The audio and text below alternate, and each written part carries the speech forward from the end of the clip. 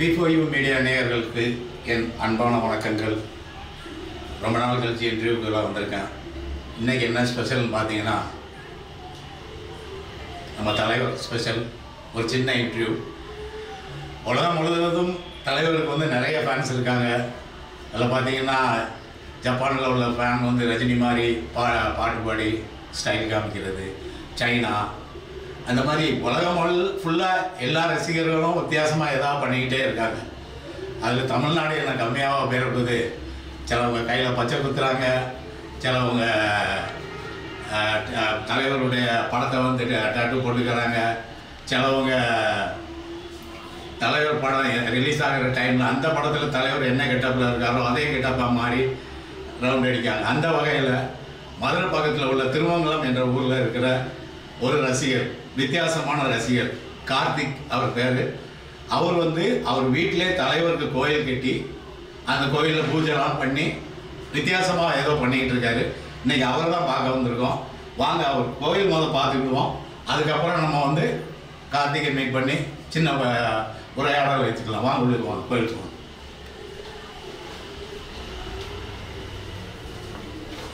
இதான் கார்த்திக் தலைவருக்காக கெட்டி இருக்கிற கோயில். செலவு வச்சிருக்காரு, செலவு வச்சிருக்காரு. இதுக்கு பின்னாடி ஆக்சுவலாக கொலு வச்சிருக்காப்புல. அது இந்த பொங்கலுக்காக டெக்கரேஷன் பண்ணியிருக்கிற நம்ம உள்ளுக்கு போக முடியல. அது மாதிரி இந்த சைட்லேயும் நிறைய பண்ணியிருக்காரு.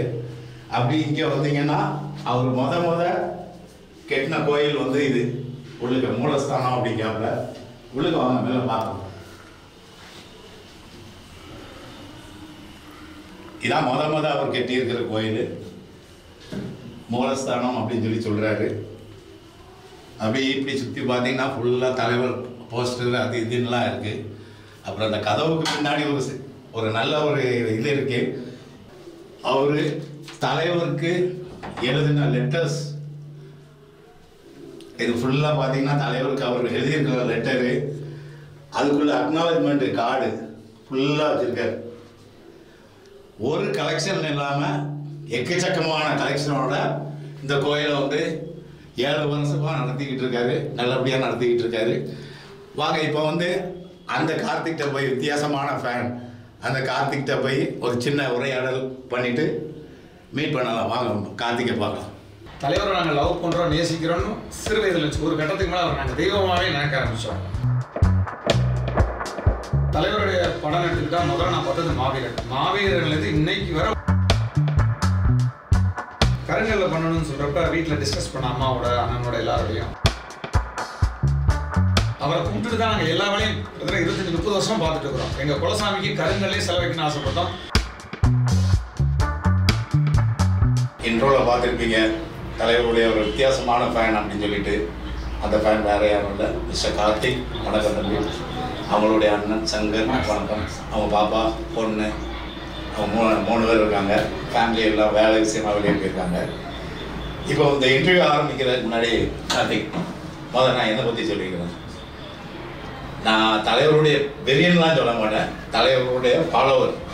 எப்படி அப்படின்னு சொன்னீங்கன்னா, அந்த 80s பீரியடில் வந்து நல்ல கலராக பர்சனாலிட்டியாக இருக்கிறவங்க தான் வந்து ஹீரோவாக பார்ப்பாங்க. அந்த டைமில் கருப்பாக என்ன மாதிரி ஒரு வில்லன் உள்ளுக்கு என்ட்ரி ஆகுது. அது யாருன்னா தலைவர், நம்ம தலைவர். அப்போது வில்லனாக தான் பார்த்தோம். நம்ம ஸ்டார்டிங்கில் வில்லனாக வராரு, வில்லனாக பார்த்தோம். ஸ்டைல் காமிக்காரு, கொஞ்சம் கொஞ்சமாக அப்படி முன்னேறி வராரு. பர்சனாலிட்டியாக மாற்றினார். ஐ திங்க் அந்த ராஜாதி ராஜா பீரியடில் அந்த ஹேர் ஸ்டைலை மாற்றிட்டு இப்படி இந்த கண்ணாடி யூஸ் பண்ண ஆரம்பித்தார். அப்போதுலேருந்து இந்த கண்ணாடியும் நான் அந்த கண்ணாடியை தான் ஃபாலோ பண்ணிகிட்டு இருக்கேன். அது போக எனக்கு வந்து தலைவமாக நானும் கருப்பு, காம்ப்ளெக்ஸ் உண்டு. அவர் உள்ளுக்கு வந்து திரைத்துறையில் வந்து சாய்ச்சார். காம்ப்ளெக்ஸ் எல்லாம் அந்த இதுக்கு ஒட்டச்சி எரிஞ்சு நோய்க்கு தள்ளிட்டு முன்னேறினார். அதுக்கப்புறம் நான் பார்த்தேன். அவரை பார்த்துட்டு எனக்கு உள்ளுக்கு இருந்த காம்ப்ளெக்ஸ் வந்து நோய்க்கு தள்ளிட்டேன். நானும் அவரை ஃபாலோ பண்ண ஆரம்பித்தேன். அவர் திரைத்துறையில் எவ்வளவோ அச்சீவ் பண்ணியிருப்பார். நான் அதே மாதிரி என்னுடைய ஃபீல்டில் போனேன், பயங்கரமாக அச்சீவ் பண்ணேன். தலைவரை ஃபாலோ பண்ணிக்கிட்டே போய் இப்போ தலைவர் ஸ்டைல்லே வந்து உட்காந்துருக்கேன். தம்பி, இப்போ நான் என்னை பற்றி சொல்லிட்டேன், தலைவருடைய ஃபாலோவர் அப்படின்ட்டு. நீங்கள் வந்து வித்தியாசமான ரசிகர், சரியா? நீங்கள் தலைவர் ரசிகர் ஆனது எப்படி? கேமரா பார்த்து சொல்லுங்க. என்னுடைய அம்மா அப்பா தலைவருடைய தீவிர ரசிகர்கள். அவங்க வழியில் அதே ரத்தம். நாங்கள் முதல்ல மாவீரன் படம் தான் நான் தலைவர் படத்தை போய் பார்த்தேன். அண்ணன் வந்து அண்ணன் ஆலயம் பார்த்தாங்க. அதுலேருந்து தலைவரோட எல்லா படங்களும் பார்க்க ஆரம்பித்தோம். தலைவரை நாங்கள் லவ் பண்ணுறோம், நேசிக்கிறோன்னு சிறு வயதில் வச்சு ஒரு கட்டத்துக்கு மேலே அவர் நாங்கள் தெய்வமாகவே நினைக்க ஆரம்பித்தோம். அவருடைய படங்களை பார்க்க பார்க்க அவர் எங்களுக்கு தெய்வமாகவே தெரிஞ்சார். ஓகே தம்பி கார்த்திக், கோயில் கட்டியிருக்கீங்க, மற்றபடி அதுதான் உங்களுடைய வாழ்க்கை அப்படின்னு சொல்ல முடியாது. நீங்கள் என்ன பண்ணுறீங்க, என்ன பண்ணீங்க, ஃபேமிலி எப்படி இருந்தாகுது ஃபேமிலி, அப்புறம் அதுக்கு அடுத்து ஒன்று சொல்லணும் அப்படின்னு நினச்சிங்கன்னா படம் என்னென்ன படம் அவங்கள வந்து ரொம்ப அட்ராக்ட் பண்ணிச்சு அதெல்லாம் சொல்லலாம். நீங்கள் என்ன பண்ணுறீங்க அதை வந்து சொல்லுங்கள். என்னுடைய அப்பா வந்து போஸ்ட்டில் சூப்பரண்டாக வந்து ஒர்க் பண்ணி ரிட்டர் ஆகிட்டாங்க. எனக்கு 99 பார்த்தீங்கன்னா படையப்பா படத்தை பார்த்துட்டு போகும்போது தான் துணை ராணுவ பயில வேலை கிடச்சி. அதுக்கப்புறம் இப்போ துணை ராணுவ பயிர் சர்வீஸை முடிச்சு நான் மேட்ரிமோனி பிஸ்னஸ் பண்ணிட்டு இருக்கிறேன்.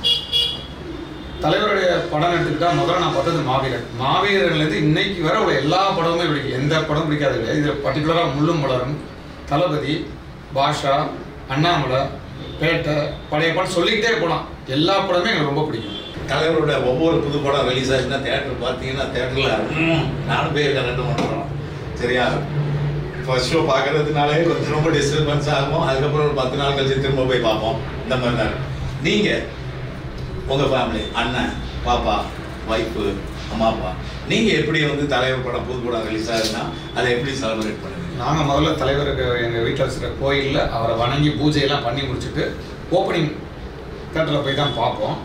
இப்போ மதுரை எடுத்துக்கிட்டால் ஃபுல்லாக வெறித்தனமான ரசிகர். அவங்க தேட்டரில் என்னென்ன பண்ணுறாங்க, எப்போ கல்ச்சர் பண்ணால் அவங்களோட இருந்து பார்த்து அதை ஃபுல்லாக ரசித்து பார்ப்போம். திரும்ப வீட்டுக்கு வந்ததுக்கப்புறம் நான், அம்மா, அப்பா, என்னுடைய பொண்ணு எல்லாருமே தலைவர் அந்தந்த படத்தில் என்னென்ன பண்ணியிருக்காரு, என்ன பஞ்சிட்டே லைக் பேச கிட்டத்தட்ட ஒரு நாள் ஃபுல்லாக அதை பற்றியே பேசிகிட்டு இருப்போம்.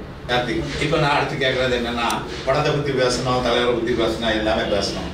இப்போ வித்தியாசமான ரசிகராக இருந்து தலைவருக்கு ஒரு கோயில் கட்டியிருக்கீங்கள, அந்த கோயிலை பற்றி சொல்லுங்கள்.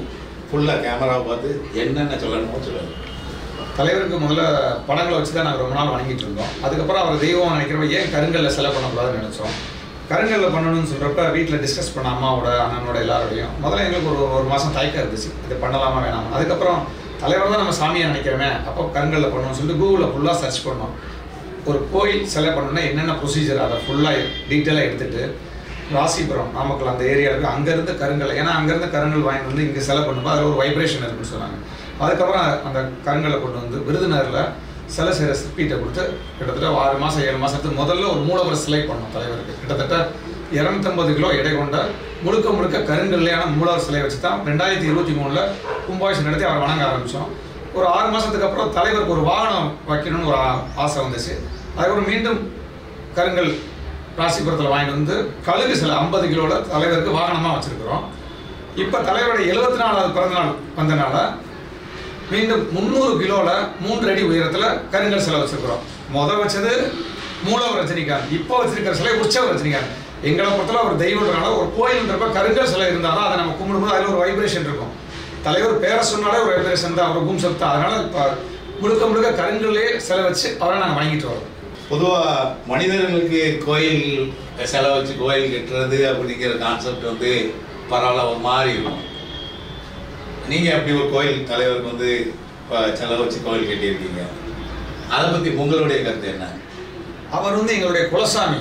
அவரை கும்பிட்டுட்டு தான் நாங்கள் எல்லா வேலையும் கிட்டத்தட்ட 25-30 வருஷம் பார்த்துட்டு இருக்கிறோம். எங்கள் குலசாமிக்கு கருங்கல்லே செலவைக்குன்னு ஆசைப்பட்டோம். அதனால தான் மனித கடவுள் ரஜினிகாந்த் கருங்கல்லே செலவச்சு கும்பிட்டு இருக்கோம். ரொம்ப சந்தோஷமான வாழ்க்கையில் ஒரு தருணம் உங்களுக்கு நடந்திருக்குன்னு கேள்விப்பட்டேன். ஃபேமிலியோட போய் தலைவரை மீட் பண்ணியிருக்கீங்க, அந்த சந்தோஷத்தை ஷேர் பண்ணுங்க. எப்படி புத்தாண்டு 1ஆம் தேதி பார்த்தீங்கன்னா தலைவர்கிட்ட எங்களுக்கு அழைப்பு வந்துருந்துச்சு. ரியா சார் பேசியிருந்தார், சுப்ரியா சார் பேசியிருந்தாங்க. 2ஆம் தேதி 10 மணிக்கு வர சொல்லி நாங்கள் 9:30க்கெலாம் தலைவர் வீட்டுக்கு போயிட்டோம். 9:50க்கெலாம் எங்களை இன்வைட் பண்ணி நல்லா ரெஸ்பெக்ட் பண்ணி பால், தயிர், மோர் எல்லாம் கொடுத்து எங்களை உட்கார வச்சார். 9:50க்கு தலைவர் வந்துட்டார். தலைவரை பார்த்த உடனே நான் காலை வந்து கும்பிட்டேன். என்னுடைய ஒய்ஃபு, என் பொண்ணு, அண்ணனுக்கு பேச்சே வரல. நாங்கள் 49 வருஷம் கனவு, எங்கள் கடவுள் எங்கள் குலசாமியை பார்க்கணும்னு வச்சோம். நேரடியாக பார்க்குறப்ப எங்கள் யாருக்குமே பேச்சுவார்த்தை வரல, என்ன நடக்குன்னே தெரியல. கிட்டத்தட்ட 35லேருந்து 40 நிமிஷம் வரை தலைவர் எங்களோட பேசிக்கிட்டு இருந்தார். தலைவரை மட்டும்தான் நான் பார்த்தேனே தவிர தலைவர் விட என்ன இது எதுவுமே எனக்கு தெரியல.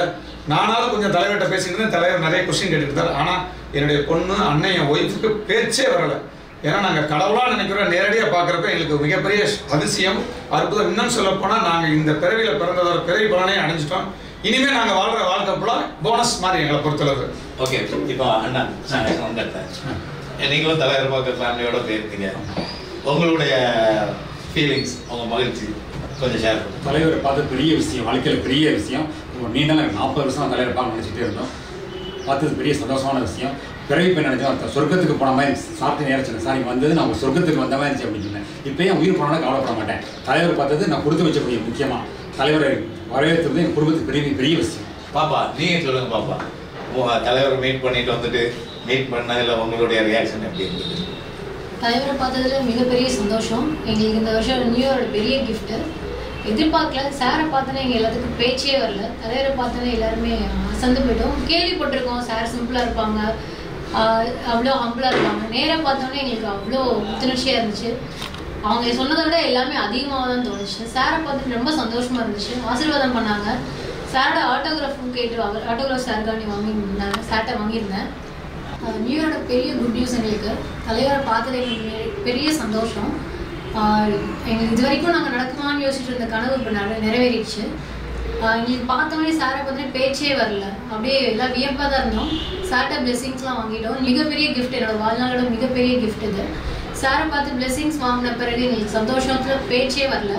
ஈவன் வீட்டுக்கு வந்த பிறகு கூட எனக்கு கனவாக தான் தோணுச்சு. போயிட்டு வந்தது அவ்வளோ சந்தோஷமாக இருந்தது.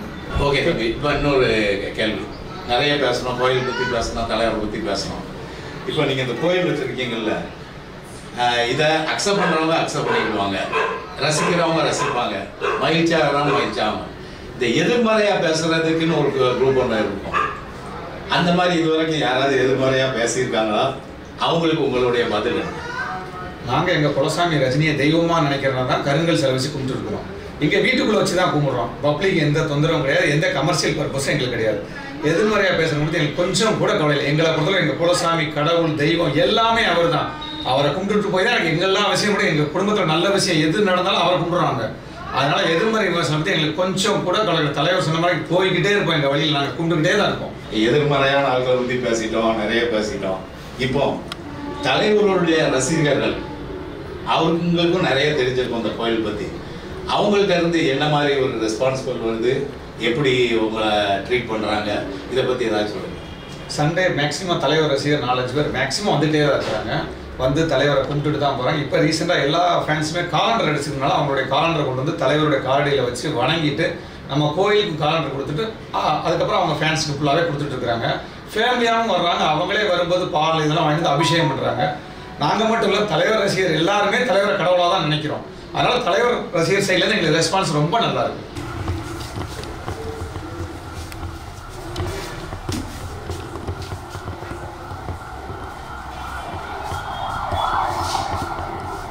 தலைவருக்கு அக்டோபர் 2023 மூலவர் சிலை முழுக்க கருங்கலை 250 ரூபாய் எடை கொண்ட சிலையை நாங்கள் வச்சு வணங்கிட்டு வரோம்.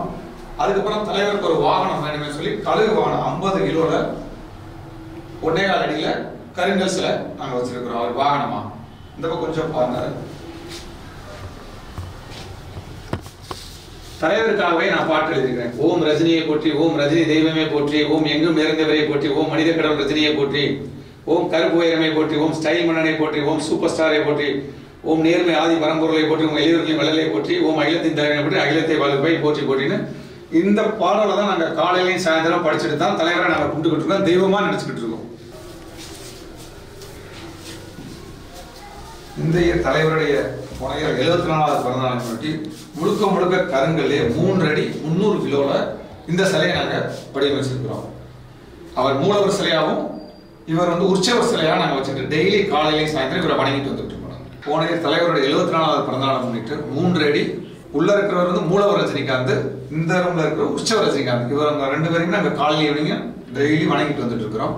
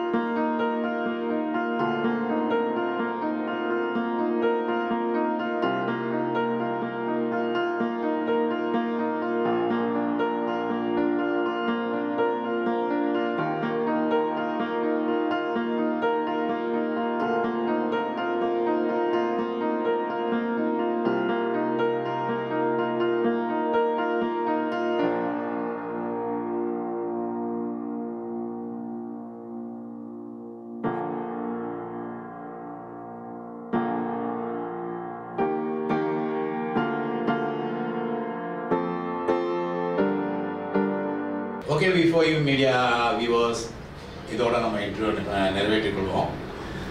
ரொம்ப நன்றி கார்த்திக், ரொம்ப நன்றி. தேங்க்ஸ் பாப்பா, நன்றி.